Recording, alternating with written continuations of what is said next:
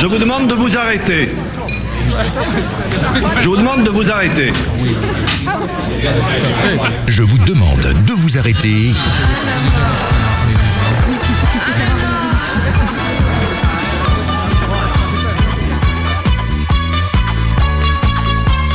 Bonsoir, je vous demande de vous arrêter et de retour en ce lundi 29 avril 2019. Il est 18h03 à la radio de Westrack. Eh bien, nous sommes ravis de vous retrouver, chers auditeurs. À la pendule de Westrack. À la pendule de Westrack, ouais. Ravis de vous retrouver, chers amis, depuis 15 jours. Alors, comment allez-vous ? 37,2 le matin, écoute. Tout va bien, ok. Donc tu as la température d'une femme féconde, alors. Ouais, c'est ça, ouais. Ça, bah, c'est ça, 37,2. Mais oui. Ça te fait plaisir. Michael, je sais plus quoi dire. tu es choqué. Et c'est Thomas qui est à la réalisation, comme d'habitude. Bravo. Bonsoir. Thomas, t'es avec nous ? Tout va bien ? Vous m'entendez là ? On t'entend. Oui, un petit peu. Attends, je vais remonter le son du micro. Mais sinon on te laisse. Hein. Non, mais bon, on vous laisse avec Thomas. Bonne soirée. Eh bien, nous avons une émission spéciale ce soir puisque nous avons l'occasion d'avoir deux invités. Vous reconnaissez peut-être en fond musical le générique de cette série. C'est pour les aficionados quand même, non ? Non ? Parce que je me rappelle pas. Ouais, parce que moi je connais pas. Attends, on va écouter. On écoute un peu. Alors écoutons un peu. Il fait 1 minute 33 le générique. On va peut-être tout écouter. Ça va faire long. Alors dis-nous ce que c'est. C'est le générique de la série Six Feet Under, puisqu'aujourd'hui nous allons parler avec nos invités Eric et Véronique de la SARL Thanato 76 du métier de la thanatopraxie. C'est bien ça ? Bonsoir. Bonsoir Eric. Bonsoir, bienvenue. Merci. Et bonsoir Véronique. Pas facile à dire déjà, thanatopraxie. Bonsoir Véronique. Alors, c'est un mot compliqué. Alors, il faut quand même donner la genèse quand même de l'émission. C'est un sujet qui effectivement, Martin, tu nous as émis et on s'est dit tiens, c'est un sujet qui peut être très intéressant. Et moi, je peux vous donner la définition selon Wikipédia. Je peux le faire. Vas-y, alors rapide. Alors, la thanatopraxie ou soins de conservation, embaumement au Royaume-Uni et au Canada et aux États-Unis aussi, est le terme qui désigne l'art, la science ou les techniques modernes permettant de préserver les corps des défunts humains de la décomposition naturelle, de les présenter avec l'apparence de la vie pour les funérailles. Eric, est-ce que cette définition vous semble correcte ? Alors, ça définit le métier, oui.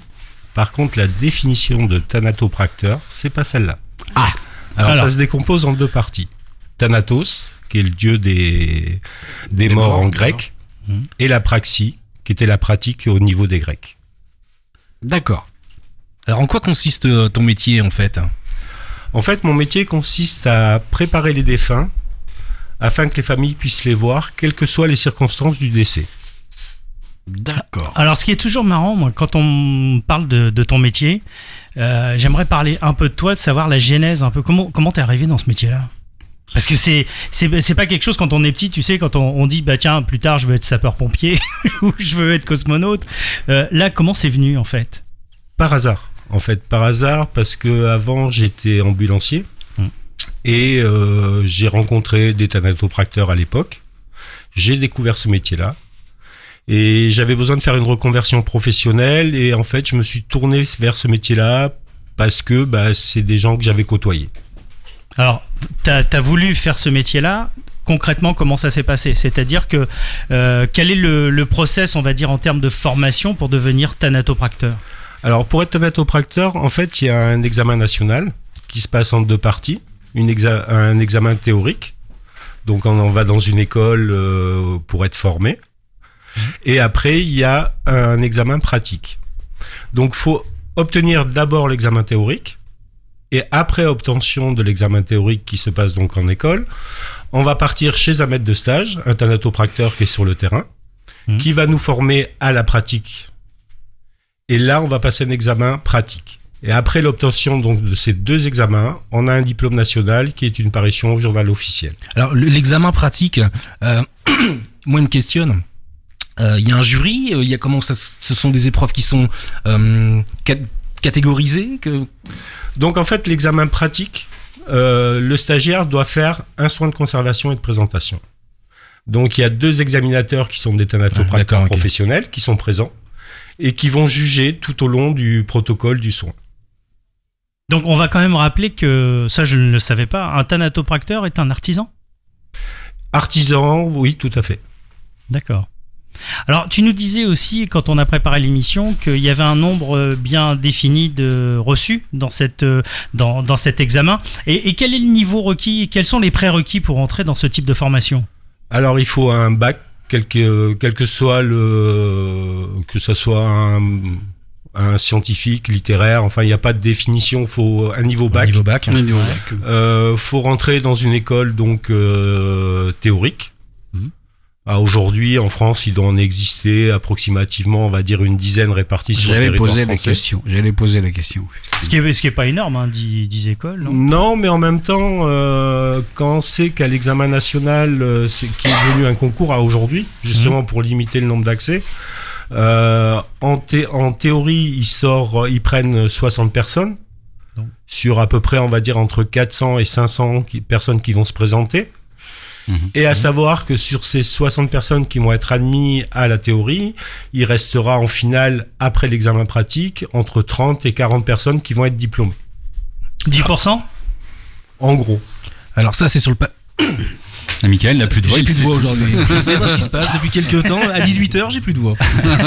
Alors ça, c'est sur le papier. Oui. Mais en termes de personnalité, c'est pas un métier qui peut convenir à tout le monde. On est bien d'accord. Il y a une personnalité qu'il faut peut-être avoir pour ce métier. Véronique peut-être sur, Véronique, sur le sujet. Véronique, quelles sont les qualités d'Éric ? Les qualités d'Éric. Ça y est, t'as piqué ta question. Laurent, je vous demande de t'arrêter. Les qualités d'Éric, je ne sais pas si elles sont faites pour être thanatopracteur, mais non, c'est quelqu'un de très facile à vivre, très convivial, sympathique. Enfin bon, c'est mon mari en même temps, je peux dire que des choses bien, mais non, mais tu peux être objectif quand même. Je suis objective, voyons. Mais je suis pas sûre qu'il y ait des qualités pour être thanatopracteur. Je pense qu'après c'est l'appréhension de la mort. Je pense que voilà, c'est la façon de se comporter face à la mort. Je suis quand même étonné du nombre de gens, finalement, qui se présentent à cet examen d'entrée, parce que ça fait beaucoup de personnes, en final. Oui. Moi, je pensais que, quand même, c'était une profession qui avait peut-être pas du mal à recruter, mais enfin, qu'il n'y avait pas autant de gens intéressés. Or, finalement, 600 personnes pour se présenter une entrée, on va prendre 10%, c'est quand même beaucoup. Alors oui, parce que les gens savent pas où ils mettent les pieds en fait.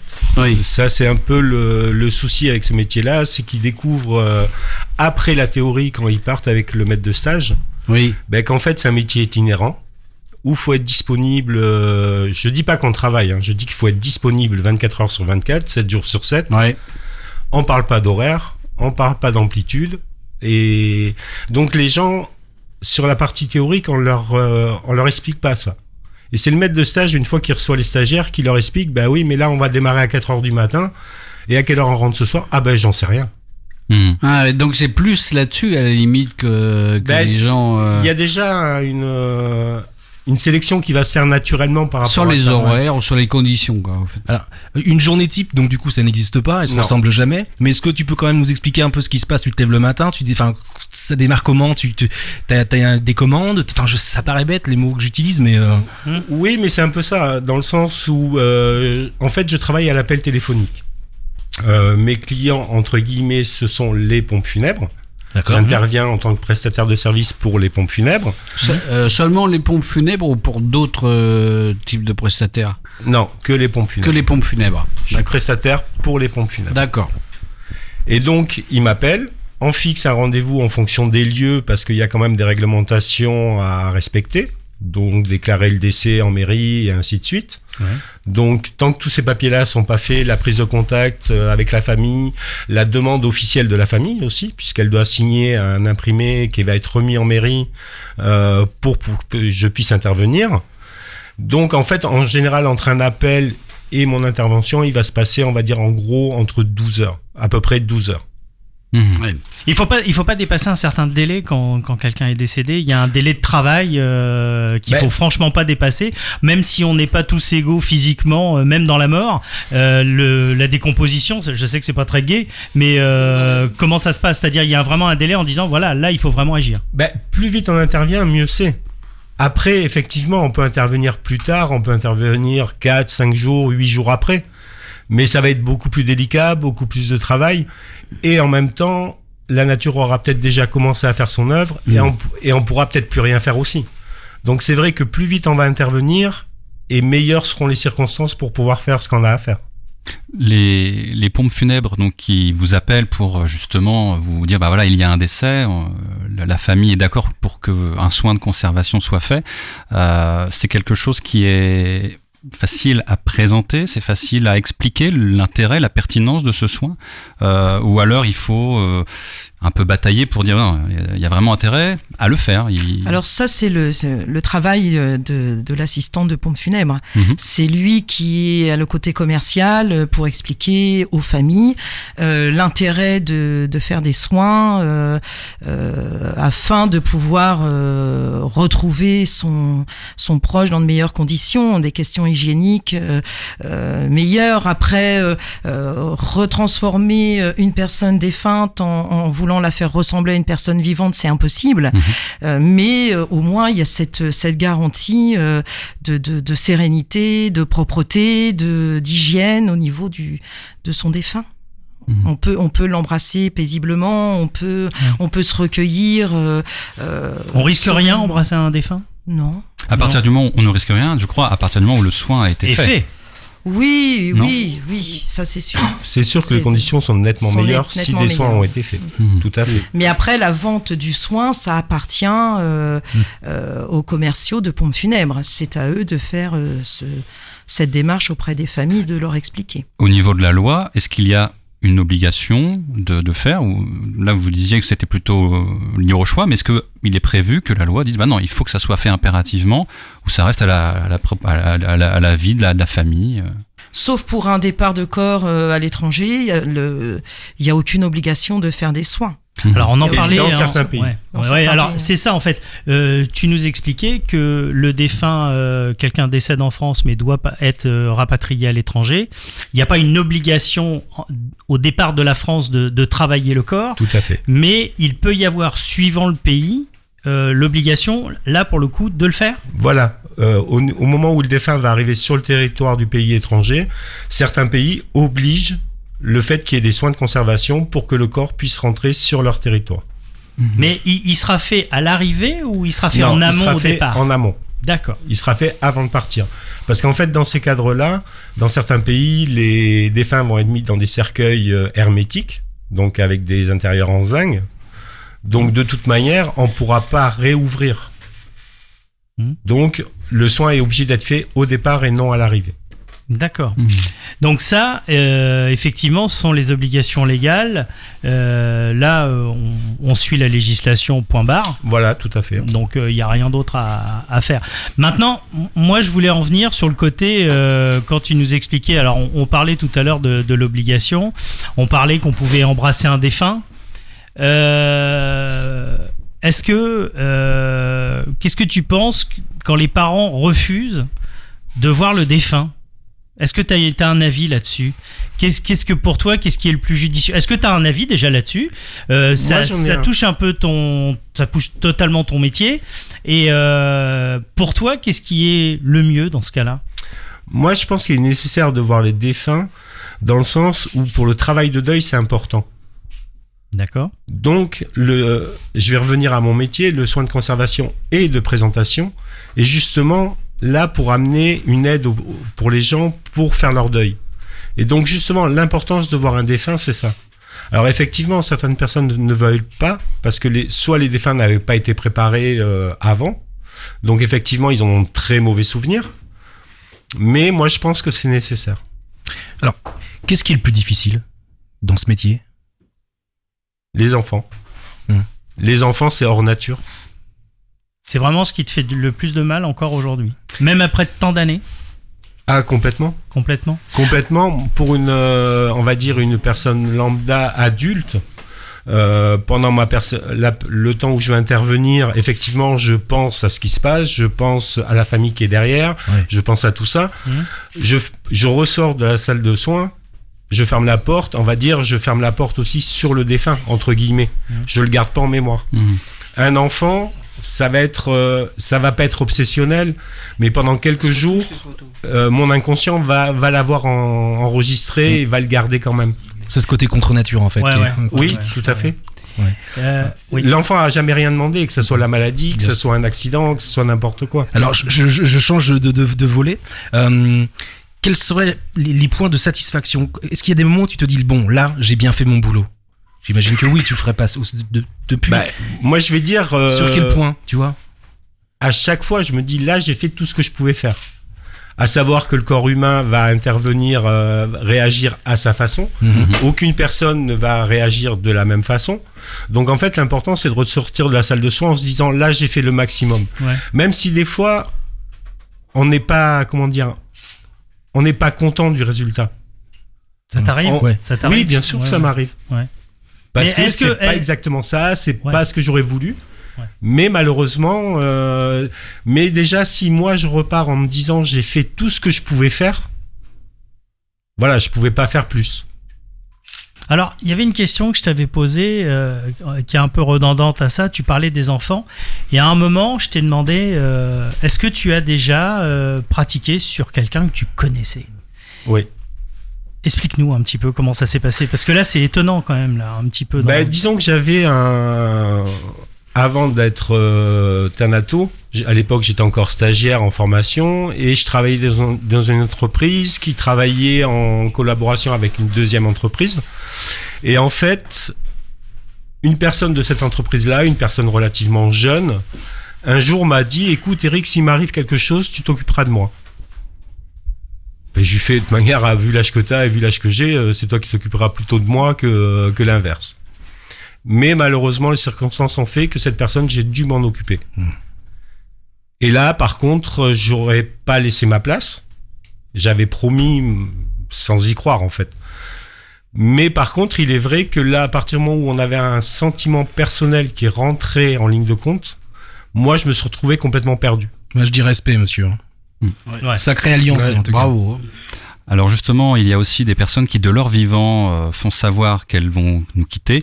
Et en chanson, Michel Delpech l'a fait, et c'est le moment de l'écouter.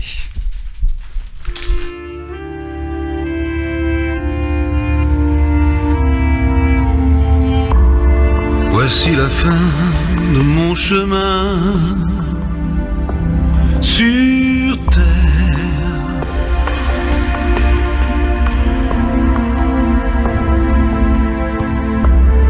Je suis à toi, accueille-moi, mon père.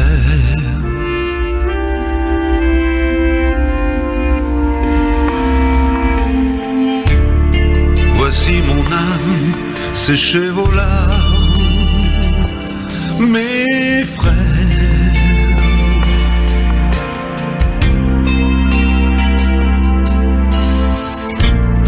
Je m'en vais là où brille la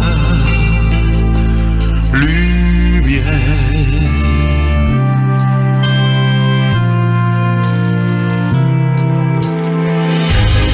Chère Sarah, ouvre tes bras, j'arrive.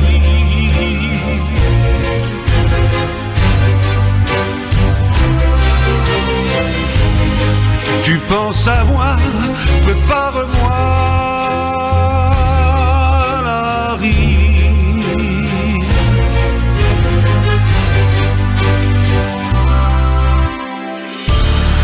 Voici la fin de mon chemin sur terre.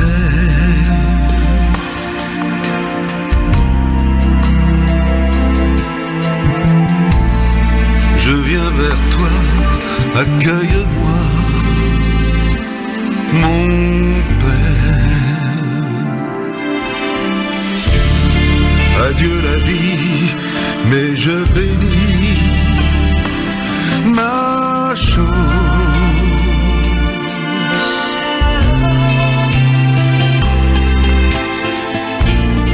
La vérité, l'éternité commence.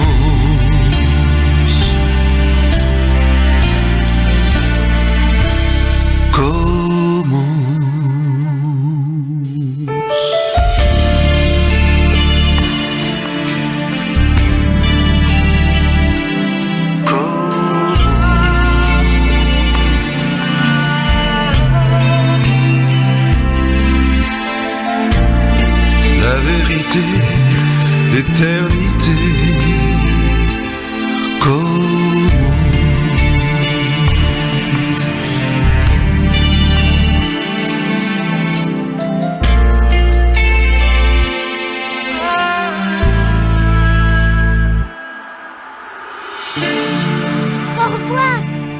et bonne route.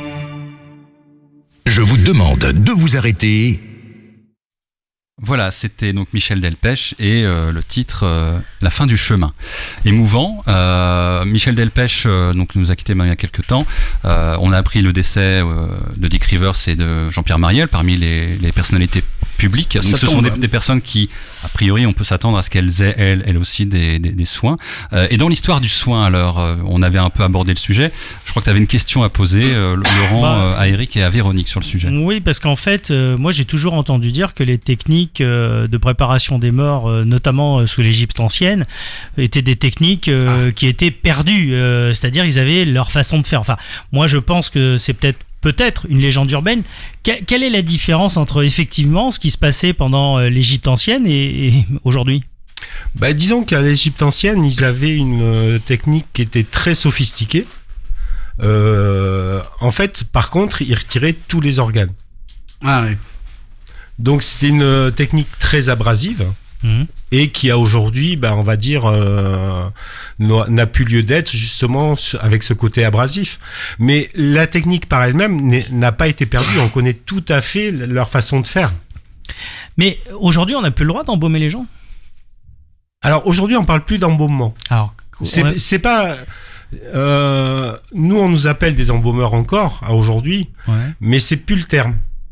Voilà, comme la technique a changé, on va dire que l'appellation a changé. Justement pour amener un renouveau, pour amener autre chose. Parce que les gens faisaient énormément la relation entre l'embaumement et l'Égypte. Ouais. Et justement, l'Égypte, avec ce côté très abrasif qu'ils avaient, ça traumatisait un peu les gens. D'accord. Alors, j'ai une question parce qu'on parle d'embaumement, effectivement. Il se trouve que la thanatopraxie, aux États-Unis, au Royaume-Uni et au Canada, ça s'appelle l'embaumement, justement. Est-ce que tu sais pourquoi ? Non, honnêtement, non. Alors, par contre, ce qu'il faut savoir, c'est que les Américains ont pris les techniques de thanatopraxie ou d'embaumement, comme ils disent, aux Français. Ah. Parce qu'en fait, la technique qui existe aujourd'hui, elle est française. Elle a été inventée par un Français. Et elle date de quand ? Elle date de la guerre de sécession.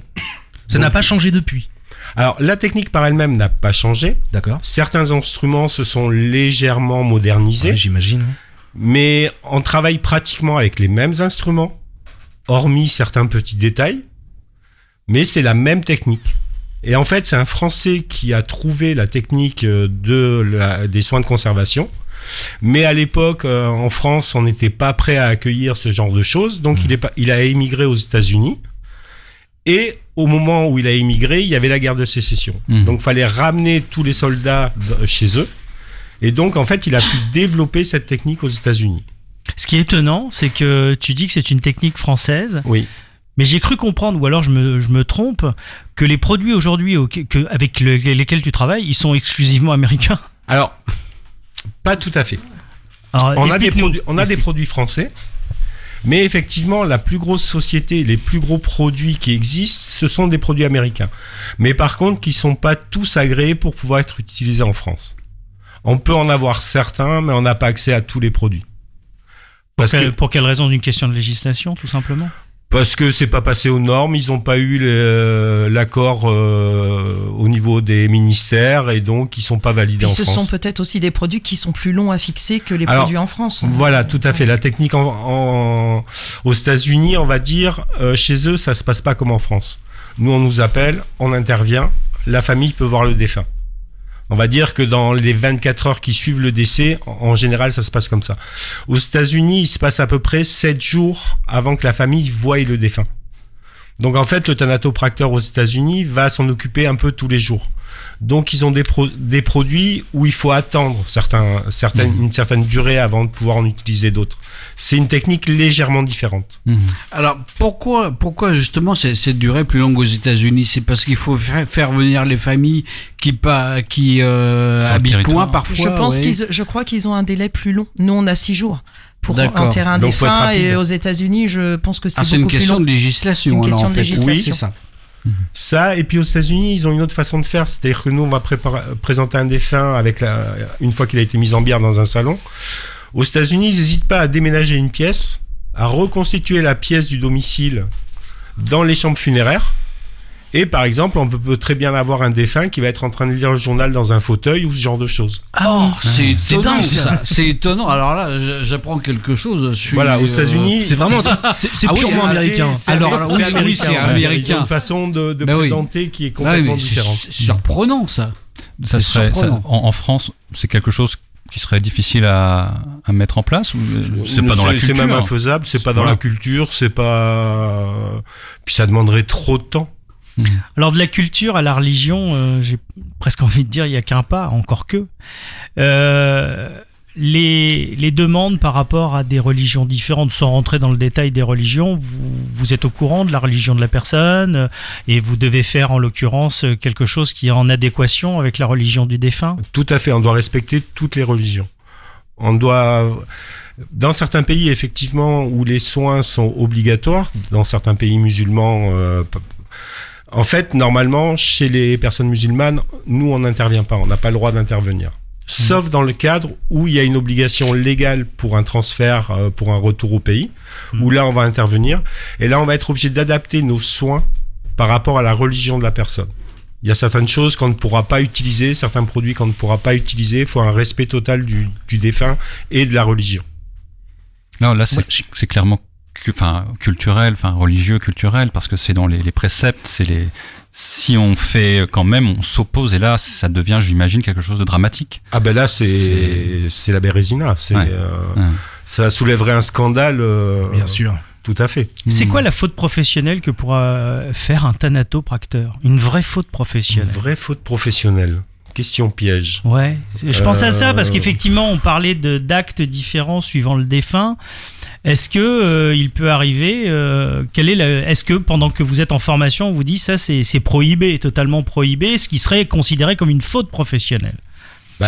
Ce qui peut être considéré comme une faute professionnelle, enfin à mes yeux, c'est un non-respect du défunt. Ouais. Ça c'est la première chose. Après, un non-respect des religions. Puisque là, c'est pareil, on doit être très pointu à ce niveau-là, on ne doit surtout pas faire d'erreur. Je pense que ça serait les deux cas vraiment les plus forts. Les plus importants. Ouais. Alors moi, il y a quelque chose, je regarde Alain depuis tout à l'heure aussi. Tu me sidères quand tu me dis qu'aux États-Unis, on peut reconstituer en fait une scène de vie du défunt. C'est vraiment. Là, on est dans le. C'est la démesure américaine. Je veux dire, mais ce que je veux dire, c'est que on est dans pas le mensonge, parce que c'est pas ce que je veux dire, mais cette reconstitution là, on fait semblant. Et ce que toi tu fais au contraire, tu montres, tu fais en sorte que ce soit digne. Voilà. Oui. C'est deux champs vraiment différents, je trouve. Tu crois qu'on perd de la dignité dans ces cas-là? On a le droit de s'inquiéter parce que aux États-Unis, c'est. Eric, je ne sais pas. Oui. Mais non, c'est leur culture. Je pense qu'ils ont une façon de penser qui est différente. Ils abordent de la mort de façon différente. Ouais. Et voilà, c'est vrai que nous en France, ça nous paraît improbable. Complètement. Mais voilà, chez eux, c'est comme ça. Alors, c'est vrai quand tu nous parles effectivement de tous ces cas, toutes ces considérations. Moi, j'ai envie de jouer le comptable ce soir. Ça coûte cher. Ça coûte cher tout ça. Par exemple, tiens, Mickaël parlait de cette reconstitution. Allez, on va pas parler d'un cas français, on va parler d'un cas américain. Est-ce que tu sais combien ça coûte? Est-ce que ça coûte la peau de ce que tu sais? Ça peut coûter très très cher. Après, donner un tarif, je vais être incapable de donner un tarif parce que ça va être sur des devis.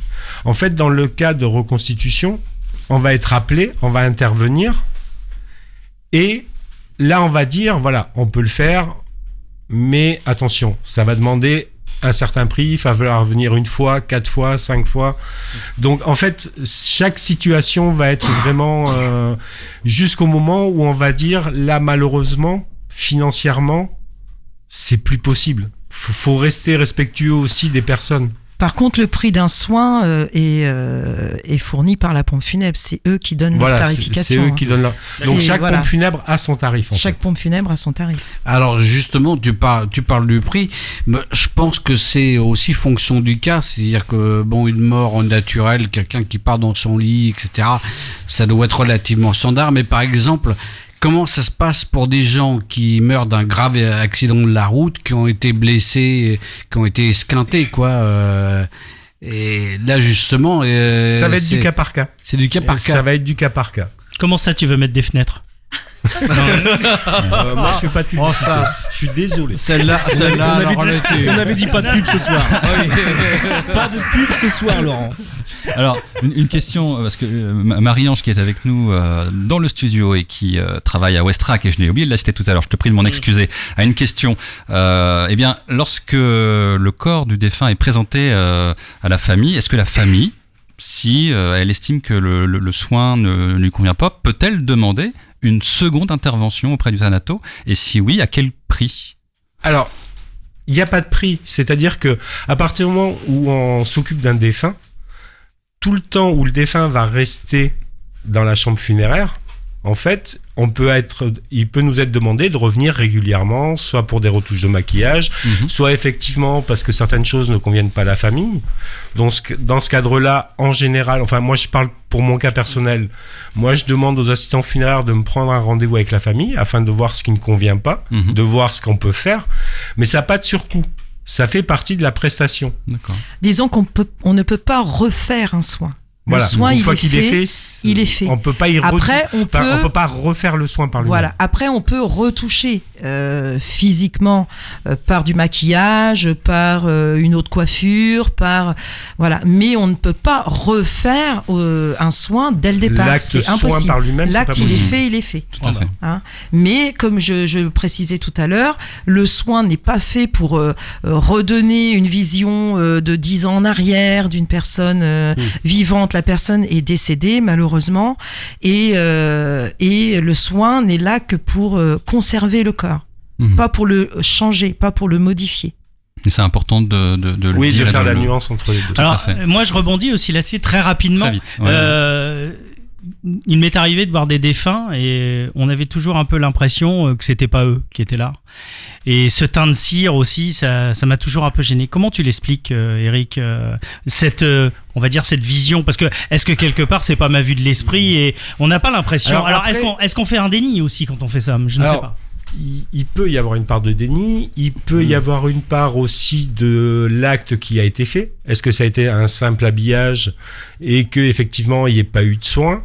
Est-ce que ça peut être une réaction au produit pendant le soin, mais qui normalement va être corrigée après avec le maquillage? Quand je parle maquillage, attention, je parle pas cosmétique. On parle pas de masque mortuaire, on parle pas de ce genre de choses. C'est du maquillage naturel pour redonner un teint coloré à la personne. Donc après, est-ce que ça peut être les produits utilisés par la personne qui est intervenue? Il y a plein d'éléments qui peuvent rentrer en ligne de compte, en fait. Parce qu'en fait, on a chacun nos produits, nos façons de faire, voilà, on a nos petits trucs. Alors, c'est l'occasion de marquer une pause avec un titre qui vous tient à cœur, je crois, puisque c'est votre fils qui fait partie d'un groupe qui s'appelle...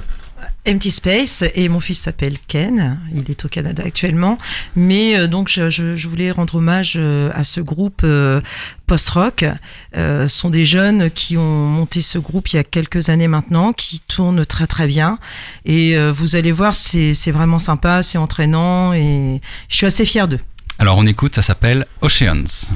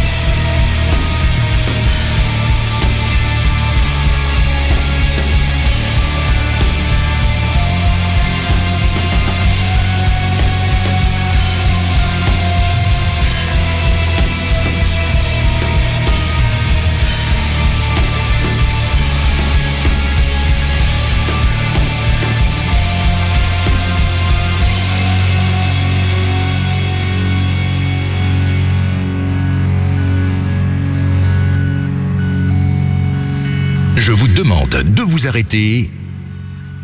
Voilà, c'était Oceans et le nom du groupe, Véronique. Empty Space. Empty Space, Bravo, avec bravo. Ken. Alors on peut les trouver sur plateforme de téléchargement si je ne m'abuse, enfin streaming, il n'y a pas de souci. Oh oui, c'est bon. CD aussi.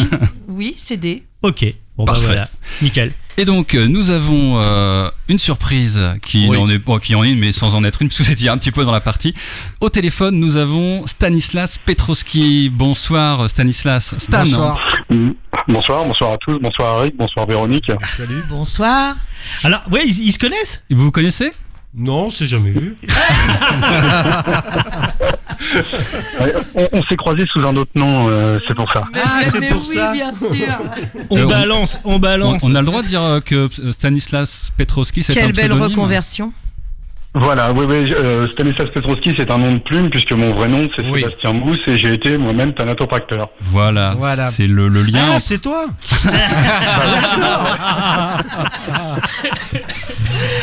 Alors on va peut-être présenter Stan. Oui. Eh ben vas-y, je t'en prie. Bah Stan en fait il l'a un peu dit, c'est-à-dire c'est un ancien thanato qui a viré sa plume Oui. vers la littérature. Oui. Est-ce que tu peux nous expliquer Stan comment ça s'est passé, parce que ça aussi c'est intéressant, être dans ce Très. métier-là et puis après partir dans un métier. Alors tu en parles quand même un petit peu. Michael aura sûrement des questions à te poser Et moi d'ailleurs à ce aussi. sujet. Moi aussi. Mais Moi aussi. comment ça s'est passé cette jonction on va dire entre les deux? J'ai toujours été passionné de littérature, de polar, de romans noirs et je faisais des piges pour une revue funéraire qui s'appelait Résonance.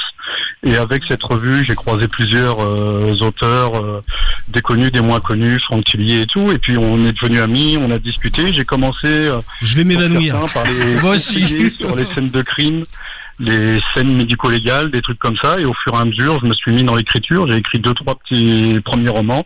Ah Puis j'ai oui. été repéré. Alors le jour où on m'a proposé de gagner ma vie de ma passion, j'ai pas pu dire non, quoi. J'y suis allé. Voilà. Alors, moi j'ai découvert tout à fait par hasard un de vos titres à la Galerne, comme tout le monde au Havre. Ouais. Donc un Havre de paix. Alors, Ah bah je oui, me suis en plus. éclaté. Je tiens à le dire à double, pour une double raison.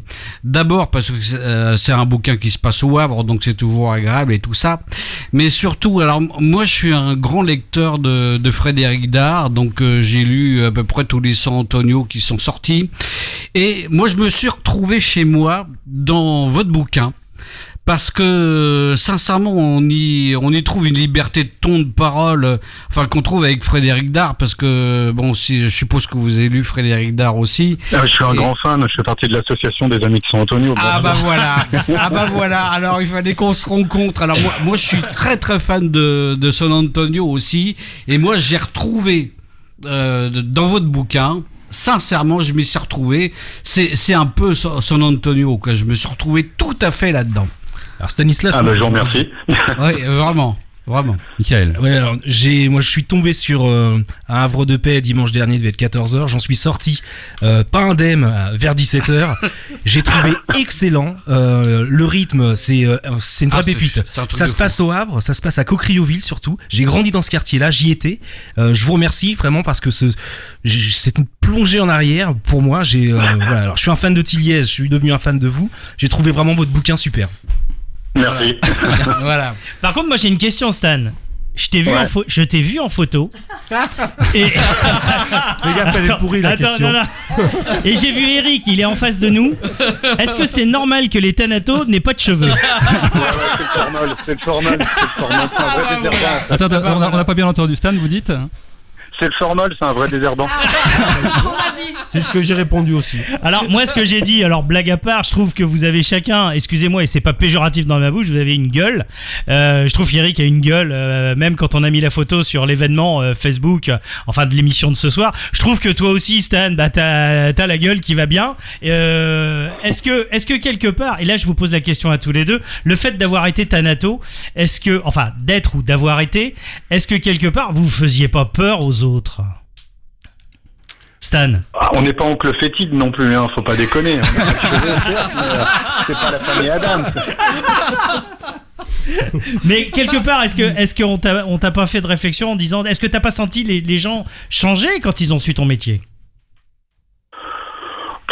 Non, alors moi je l'ai commencé très jeune. Moi ça a été entre guillemets mon premier métier puisque j'ai commencé dans le funéraire, donc j'ai pas eu de ma reconversion, je la fais maintenant. Je l'ai pas faite comme Eric juste avant, donc j'ai toujours été habitué. Et, je sais pas si Eric lui c'est pareil, mais moi j'ai commencé à perdre mes cheveux et je me suis dit putain, je vais pas me retrouver avec une couronne quoi, donc autant tout retirer et puis c'était plus simple. Ça va beaucoup plus vite le matin. Non mais tu me copies là.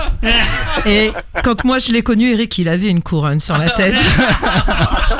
Tu te rappelles de Giscard? En fait, c'est ça qui a fait craquer Véro. Avec les 3 cheveux qui reviennent sur la tête. Ouais, c'est spécial. Les dossiers vont tomber, ouais. Moi, Stanislas, il y a quelque chose que je voulais te poser comme question. C'est sur la réorientation professionnelle. Tu as changé de voix. Eric a également changé de voix. Et tes personnages dans un Havre de paix étaient des ex-légionnaires qui deviennent Thanatos. C'est quand même assez particulier, tu me l'accordes? Ouais, mais ça c'est pas d'aujourd'hui. C'est-à-dire que l'embaumeur, c'est un personnage que j'ai créé il y a quelques années et en fait c'est le 13e épisode. Et c'est un peu comme le poulpe, si tu connais le poulpe qui a été créé par J.B. Pouy et Patrick Reynald. Donc je leur avais demandé l'autorisation pour créer mon personnage qui serait un embaumeur et donc il y a 12 auteurs qui ont écrit un épisode avant et j'avais toujours dit le numéro 13, si on va jusque là, ça porte bonheur ou ça porte malheur, mais c'est moi qui le ferai. Et donc c'est tout simplement pour ça, parce que j'avais voulu faire un personnage, j'aime bien travailler les personnages différents. J'ai un autre personnage qui est un prêtre exorciste, agent secret, et donc j'aime bien les personnages qui diffèrent, qui changent de tout ce qu'on voit habituellement, et je me suis dit que la profession que j'ai exercée et qu'exerce encore Eric, il y a de quoi faire un véritable personnage. Il y a des tas de mythes autour, il y a des tas de légendes, les légendes urbaines, les gens fantasment entre guillemets sur ce truc. Vous avez passé tout à l'heure le générique de 6 Feet Under. David est un personnage fabuleux et je me suis dit un enquêteur fouille merde qui soit un Thanatos, ça peut être sympa, mais il fallait qu'il ait comme tout héros des techniques de combat, des ceci cela. Donc je me suis dit pourquoi pas la Légion, et comme j'ai fait un peu de formation, et on a beaucoup d'anciens militaires aussi qui se reconvertissent dans la thanatopraxie tout simplement. Eric, moi je me suis éclaté. Moi je suis pas ancien militaire, mais effectivement il y en a. Oui. Mais comment ça s'explique? Oui. Comment ça s'explique ça? Là personnellement je sais pas. C'est un pur hasard?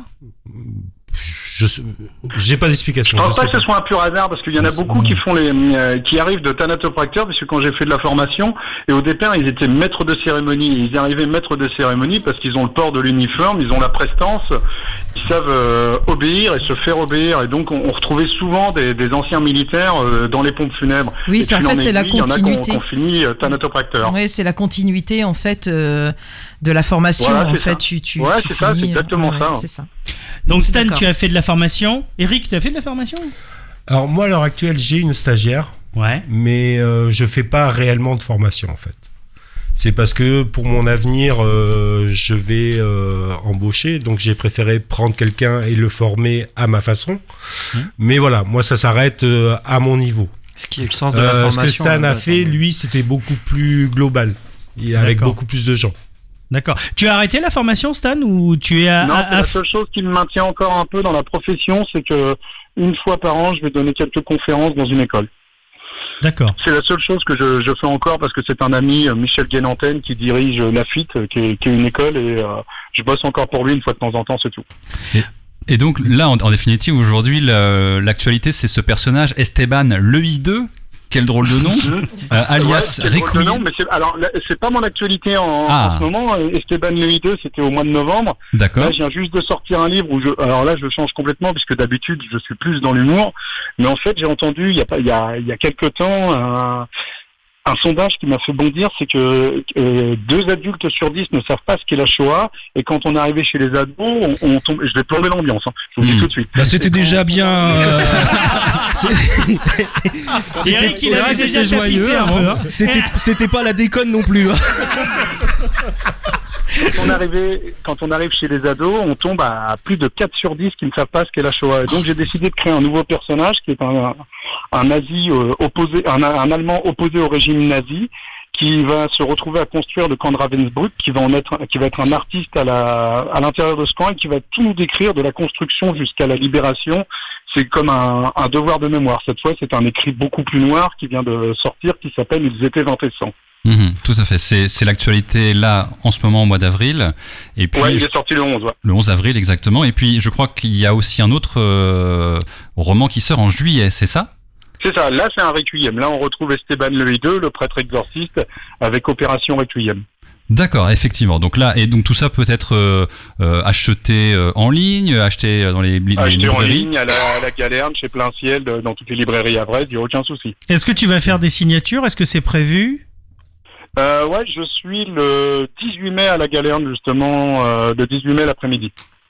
D'accord, le 18 mai. On essaiera de venir te voir. On va tous y aller. Ce serait très sympa, ouais. Est-ce que tu viendrais faire une émission de radio chez nous? Bah, bien sûr. Prépare-toi. On va s'en occuper. Et puis t'inquiète, moi je serai l'invité au téléphone. Ouais.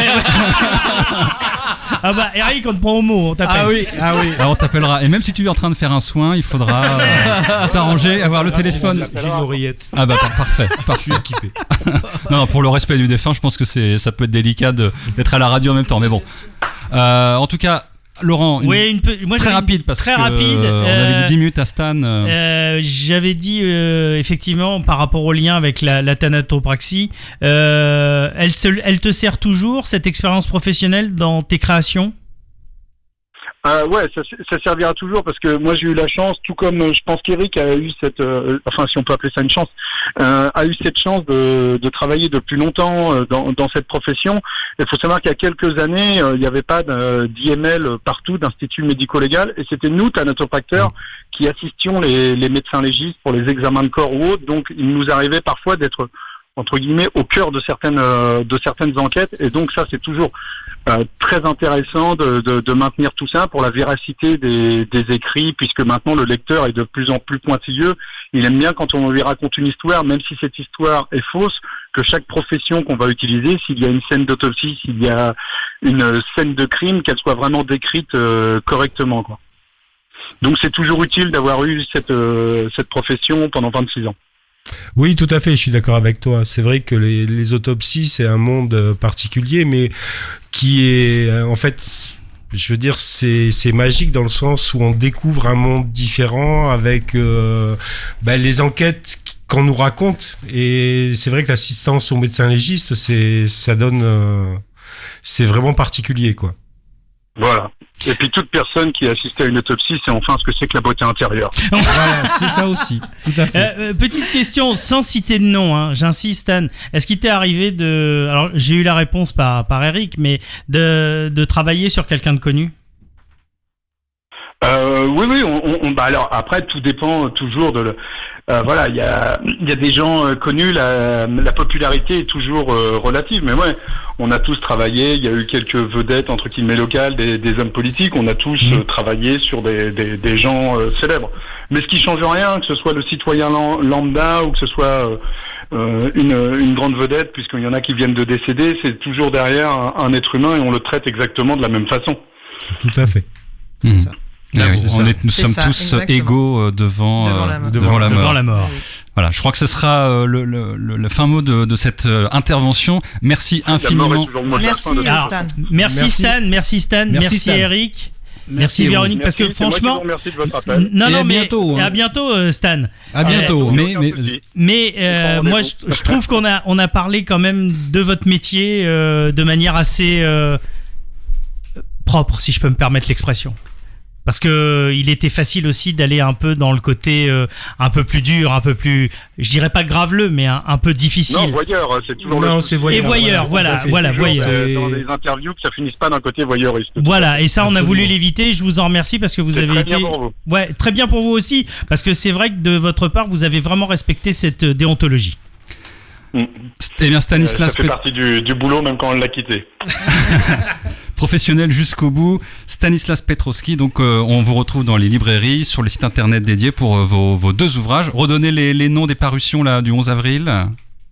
Alors, ils étaient 20 ans chez French Pulp Édition et Opération Requiem qui sortira en juillet, toujours chez French Pulp Édition, mon éditeur. Parfait. Eh bien, écoutez, je pense que les auditeurs qui voudront savoir plus pourront vous retrouver sur le net. On vous remercie pour votre participation avec Eric et Véronique sur Je vous demande de vous arrêter. On va vous libérer, puis nous on va finir l'émission tranquillement en studio avec Eric et Véronique. Merci Stanislas. Bonne fin d'émission, je vous remercie. Merci à vous. Merci à vous. Au revoir. Salut. Alors, on continue il nous reste quelques minutes d'antenne. Oui, mais moi j'avais effectivement. C'est vrai qu'à un Vas-y, moment, Laurent, je t'en prie. Eric, pour rebondir effectivement sur ce que disait Stan tout à l'heure, tu as beaucoup travaillé avec la police. Oui, à mes débuts, tout à fait. J'ai travaillé dans une entreprise qui en fait faisait de l'assistance à autopsie et où on faisait aussi ce qu'on appelait les réquisitions police, où on allait sur les scènes de crime. Donc effectivement, au début, j'ai été plongé dans ce milieu-là. C'est un milieu qui est passionnant parce que justement, on découvre ce qui se passe au niveau enquête policière et on est plongé complètement dedans, dans le sens où l'autopsie doit être raccord avec ce qu'on doit trouver, en fait, doit correspondre à ce qu'ont trouvé les enquêteurs. Et c'est vrai que, en fait, quand on voit une autopsie à la télé, on parle de découpage, on parle de choses comme ça, alors que, en final, quand la vie, ça n'a rien à voir. C'est absolument différent. Mais t'as dû voir des choses quand même un peu rock'n'roll, si je peux me permettre, dans des scènes de crime. Oui. Ça ne t'a pas plus marqué que sur le travail d'un défunt, on va dire lambda ? C'est différent. C'est carrément un autre monde. Hein. C'est vrai qu'à l'époque, par manque de médecins légistes, on faisait appel à nous pour seconder. Et mais c'est vrai qu'on s'est retrouvé pris dans ce milieu-là en fait. Parce que même nous, même quand moi j'ai fait ma formation, on pensait jamais se retrouver réquisitionné par le parquet ou ce genre de choses. Et c'est vrai que de se retrouver dans ces choses-là, ça nous changeait carrément de la thanatopraxie, parce que c'est un autre métier, c'est autre chose. Et justement, on découvrait, parce qu'on avait été comme tout le monde, on avait vu des autopsies à la télé, et je veux dire, à la rigueur, c'était du découpage pour nous. On comprenait pas ce qu'ils faisaient. Parce que là, on était plongé dedans, fallait faire correspondre à l'enquête qui avait été faite par la police judiciaire, et fallait expliquer pourquoi ça correspondait ou pourquoi ça correspondait pas. Et puis, il faut pas se tromper. Je veux dire, faut être précis, faut être. Donc, vous travaillez en étroite corrélation avec les enquêteurs. Ah ben, les enquêteurs sont présents pendant l'autopsie. D'accord. Donc, s'ils ont une théorie, vous pouvez la valider ou l'invalider. Voilà, tout à fait. Parce qu'on arrive tranquillement à la fin de l'émission, il nous reste quelques minutes.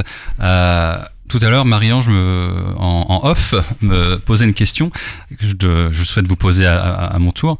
Elle disait, est-ce qu'aujourd'hui parler de la mort et les métiers qui sont liés à la mort, est-ce que ça reste tabou malgré tout aujourd'hui en 2019, selon vous, par rapport à tout ce dont on vient de parler là, tout ce qui a été dit? Personnellement, je pense que un peu moins. Beaucoup moins même qu'avant, parce que on a la télévision, on a les films, on a les livres, on a quand même Internet, on voit beaucoup de choses, et je pense que malgré tout, ça dédramatise les situations. Enfin, c'est mon opinion. Ce n'est que mon opinion. Je suis assez d'accord avec toi. Je trouve que dans l'opulence de toutes ces séries qui traitent de la mort, c'est tout à fait symptomatique. Ouais. Que ce soit la médecine légiste, que ce soit les médecins légistes, je voulais dire, les enquêtes policières qui sont poussées à l'extrême, mais aussi le rapport direct à la mort. On l'avait vu avec cette série dont tu parlais tout à l'heure. 6 Feet Under. Exactement. Mais il y en a d'autres un petit peu plus gore qui vont. Je trouve que c'est voilà. Il y a une série française récemment d'ailleurs où le héros est un médecin légiste. Qui a été interprété par l'ex-Largo Winch, oui, c'est ça, oui. Mais même si on va plus loin, la défiance de la mort, justement, les zombies, voilà, cette espèce de tout ce côté macabre qui est un petit peu presque quelquefois moqué, j'ai l'impression que c'est moins tabou de ce fait, quoi. C'est moins tabou. Après, ce qui est toujours, ce qu'il faut faire aussi la différence, c'est quand c'est un proche. Quand la mort touche un proche, on est face à cette réalité, et là effectivement on est quand même très très affecté. Est-ce qu'il vous est arrivé alors bon, encore une fois sans citer parce qu'effectivement ce sont des exemples, une anecdote un peu, on va dire, soit bizarre pendant une préparation, ou quelque chose qu'on pourrait qualifier d'irréel pendant une préparation. Est-ce qu'il t'est arrivé ce type d'expérience ? Bizarre ou irréel, je dirais pas. Par contre, surprenant, oui, dans le sens où apprendre une personne avec qui on avait fait une soirée. Non, je pense qu'il parle de choses un peu comme dans les films qui peut arriver. Voilà, Non, c'est les films. C'est les films. Voilà. Les films. Là, tu parles de se retrouver face à quelqu'un que tu as rencontré dans ta vie. Oui, ça c'est l'affect. Ça c'est irréel. Ça c'est C'est irréel, même si on le sait au départ que ça arrivera un jour. Ouais. Le jour où ça arrive, c'est irréel. Après, ce qui se passe dans les films, ça reste dans des films. Je veux dire, c'est pas tellement la réalité. Non. Mais tu n'es pas croyant, hein? Non, moi je suis athée. Tu es athée. Complètement. Aucun lien, le fait que tu sois athée, que tu sois aussi dans cette... Ah non, ça n'a rien à voir. Rien à voir. Non, ça n'a rien à voir. Je fais pas de relation entre la religion et mon métier. Non, il y a des gens qui font ce genre de métier, ces gens-là sont très très croyants, chacun chacun a ses façons de penser. Et tu voulais aussi rétablir quelque chose, on en a parlé en préparant l'émission. Non, un thanato ne se moque pas ou alors n'est pas insensible à la personne auquel il travaille. Exactement. Tout à fait. Alors ça, j'aimerais que tu nous dises un petit peu plus. Même si on n'a pas de sentiment envers les défunts avec qui on travaille, effectivement, je vais dire, on va être dans la salle de soins, on va préparer un défunt, la personne va avoir 30 ans, va avoir 40 ans, on va penser que derrière il y a une famille, on va penser qu'il y a des enfants. Et justement, on va penser à ces enfants qui pour nous, il faut qu'ils viennent voir le défunt pour dire un dernier adieu. Ouais. Donc on n'est pas insensible. Et on peut pas être insensible. Si on arrive à plus rien avoir à faire de la mort, faut qu'on change de métier, faut qu'on arrête. Il faut pas s'habituer. Mais on peut pas s'habituer. On voit tellement de choses tous les jours que c'est impossible. Tous les jours sont différents, les cas sont différents. Il y a rien de jamais identique. Et je suis loin d'avoir tout vu. T'es encore étonné aujourd'hui ? Ça m'arrive, oui. Ouais. Qu'est-ce qui te fait t'étonner devant une situation, parce qu'on pourrait penser que quand on est dans une profession quelle qu'elle soit, on fait des choses machinales, il y a des automatismes, il y a des répétitions dans le travail. Il y a des répétitions, tout à fait. Qu'est-ce qui fait qu'aujourd'hui tu dis ça franchement je suis surpris. Ce que je expliquais tout à l'heure, le corps humain est fait de façon à ce que chaque corps réagisse à sa façon. Donc même si sur un soin de conservation, sur le protocole, on va faire les mêmes choses, entre guillemets à la base, les résultats vont pas être les mêmes. Donc on va avoir des réactions différentes du défunt avec un résultat différent. Et donc oui, étonné, oui, certaines choses... C'est le résultat qui te fait surprendre. Le résultat, ce qui va se passer, le fait de trouver une personne qui va avoir le cœur du mauvais côté, je veux dire, voilà, il y a plein de choses qui peuvent arriver. D'accord. Selon les individus, effectivement, j'imagine qu'il faut s'adapter en permanence et à chaque défunt. Chaque défunt est différent. Une personne âgée, un enfant, on l'a dit tout à l'heure, quelqu'un qui est entre 30 et 50 ans, 60 ans, la constitution du corps est plus la même. Ah, tout à fait. Les réactions sont pas les mêmes, les circonstances du décès, les maladies que vont avoir eu les gens, aussi avec les protocoles médicamenteux qui vont intervenir, qui vont avoir... Donc en fait tous les jours c'est varié. Tous les jours, la reconstruction aussi, on a peu parlé ce soir, voilà, mais la reconstruction aussi. On en fait peu. Franchement, honnêtement, aujourd'hui la reconstruction c'est une petite partie mais infime par rapport à l'activité principale. Et quand on avait préparé l'émission, effectivement, il y avait aussi eu cet échange qui était important, c'était de se dire est-ce que parfois il vaut mieux dire aux familles écoutez, on vous conseille de faut pas aller voir le défunt là, ça peut être traumatisant. Voilà, nous, je dirais qu'on est habitué à voir un peu tout. Donc on va pouvoir voir. Mais effectivement, dans certains cas, on est là aussi pour dire aux familles non, on vous déconseille de faire un soin de préparation, de conservation, ça sert plus à rien. Donc effectivement, le défunt est pas visible. Après, la décision reste aux familles.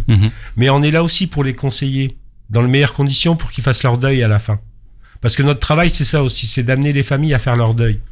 Et je pense que le conseil de leur dire, là, malheureusement, vu les circonstances, il vaut mieux ne pas aller le voir, c'est aussi notre rôle. On n'est pas là que pour faire. Ouais. On est là aussi pour conseiller.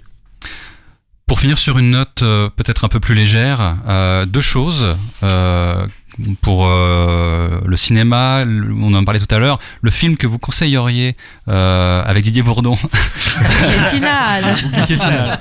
Pourquoi conseilleriez-vous Parce que c'est vraiment tourné de manière humoristique, mais en fait il y a beaucoup de choses qui sont au démarrage réel dans la pompe funèbre ou la thanatopraxie, mais après évidemment c'est tourné avec une note d'humour, mais voilà, moi je vous le conseille, c'est sympathique à voir comme film. Oui, c'est. Voilà, ça détend un peu l'atmosphère. Bien, voilà. Et puis c'est vrai que ça a un côté sur la pompe funèbre qui est sympa. Ça donne un côté un peu sympa. Quand Donc, chers auditeurs, retenez bien le film Bouquet final. Mais je pense que beaucoup d'auditeurs ont déjà vu le film. Il est déjà passé relativement souvent sur la TNT de mémoire. Oui, tout à fait. Ouais. Et puis on ne se quitterait pas sans la deuxième chose. Je crois que Véronique, vous souhaitiez faire dire un petit mot sur une association. Voilà, tout à fait, parce que effectivement, nous on prend très très peu de vacances. Donc un jour, on a décidé de passer notre permis moto et de faire de la moto. Et on a rencontré des gens fort sympathiques qui ont créé il y a 4 ans une association qui s'appelle les Guidons de l'Espoir. Et donc on œuvre en partenariat avec l'association Vaincre la mucoviscidose. Et en fait, on récolte des fonds que l'on reverse pour la recherche. Donc voilà, c'est un peu notre passe-temps le dimanche. Voilà, on fait des balades moto, on fait des expositions de casques peints par des artistes très connus sur le Havre. Et aussi là, on fait le Café Inc. On fait une expo au Café Inc. Le week-end prochain. Donc je vous conseille de... C'est là où il y aura ces fameux casques. Il en reste quelques-uns parce qu'on en a vendu beaucoup. Alors on va citer quelques-uns. Il y a David Carcenti de mémoire. Alexandre Delaunay pour la mascarade. Voilà, et puis plein d'autres.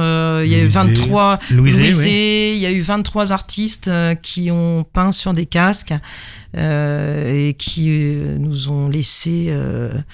l'argent pour verser à Vaincre la mucoviscidose. On a récolté, en octobre, on a reversé à l'association 2500 € pour les casques, sur la vente des casques.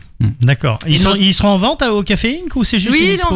Il en reste à vendre. Oui. On a aussi des photographies parce que un photographe a mis les casques en situation et nous a fait des tirages magnifiques. Et puis voilà. Donc je vous conseille de venir nous voir. Cet argent sera justement reversé et pour la bonne cause et c'est important pour nous. Donc c'est quand précisément, l'heure, le jour ? C'est samedi, dimanche, en face, devant le Café Inc. D'accord, samedi 4 et dimanche 5 mai. Voilà, 5 mai. À partir de quelle heure ? Je pense qu'à partir de 10h. Le temps qu'on s'installe. D'accord, très bien. Eh bien, nous arrivons au terme de cette émission. Merci infiniment donc Eric et Véronique merci à vous. La SARL Thanato 76 d'avoir participé à cette émission. On remercie également Stanislas qui certainement nous écoute sur west-track.com. Merci à lui, oui. Il est 19h10, on va rendre l'antenne avec un titre, et c'est Laurent qui l'a proposé puisque... Dick Rivers nous a quittés. Et Jean-Pierre Mariel aussi, tu l'as dit tout à l'heure. Et on a pensé à une chanson de Dick Rivers où il parle un petit peu, alors de manière, c'était pas, le titre date il y a quelques années, il parle de son départ aussi un petit peu. En filigrane. Voilà, et ça s'appelle Je continue le rock and slow. On va se quitter sur ce titre-là et nous on se retrouve le lundi 13 mai 2019 à 18h sur West Track Radio. D'ici là, continuez à écouter west-track.com et puis prochainement sur la FM. Ciao. Salut à tous. Salut. Ciao.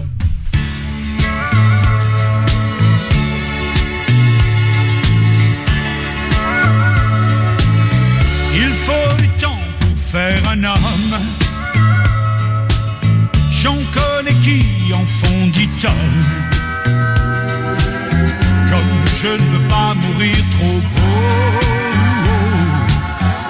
je continue mon rock and slow.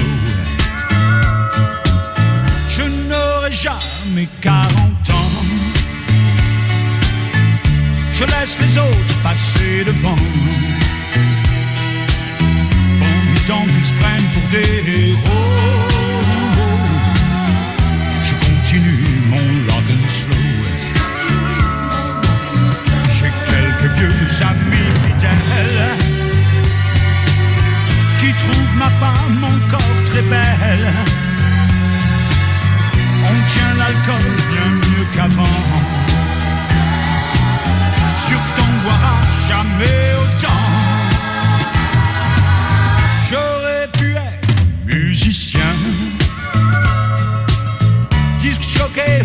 américain. Mais de tous ces métiers idiots, je préférais mon rock and slow.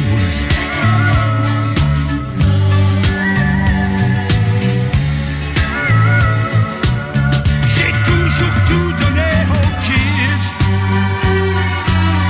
qui mobilaient en bidonville. Prêter mon corps à ces gamines qui rôdent au fond de nos Nashville. J'ai pris mon temps pour être un homme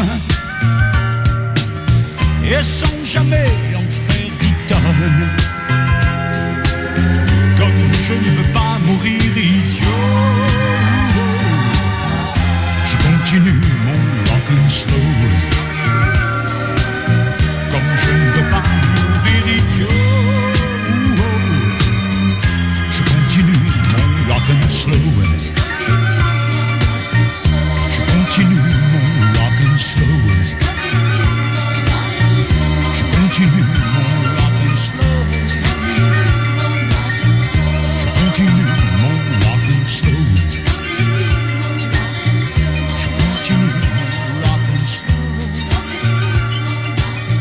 Je continue mon rock and slow.